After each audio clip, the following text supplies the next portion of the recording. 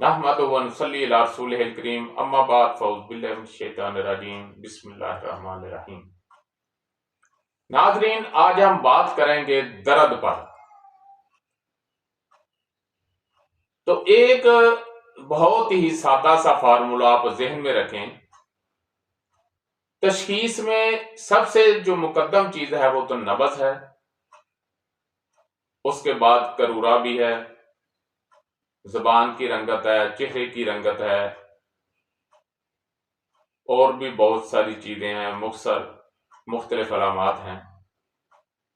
تو درد کے متعلق آپ کو ایک سادہ سی چیز بتا دوں، اگر آپ کو لیٹے ہوئے درد ہو رہا ہے تو وہ اعصابی تحریک ہے، جسم میں تری جو ہے اس کا غلبہ زیادہ ہے، اور اگر حرکت کرنے کی وجہ سے درد ہو رہا ہے تو یہ عضلاتی تحریک ہے۔ تو جو ہی آپ حرکت کرتے ہیں عضلاتی تحریک میں مزید اضافہ ہوتا ہے، اور دردیں جو ہیں وہ شروع ہو جاتی ہیں، اور زیادہ دردیں جو ہیں وہ ہوتی بھی عضلاتی تحریک میں ہیں۔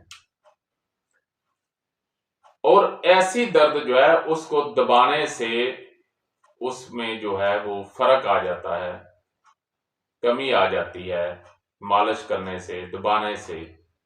اور جو گدی تحریک ہے اس کا جو درد ہے وہ دبانے سے زیادہ ہوتا ہے، اور دبانے سے زیادہ محسوس ہوتا ہے۔ یہ تینوں دردوں کا جو ہے وہ فرق ہے۔ وما علینا الا البلاغ۔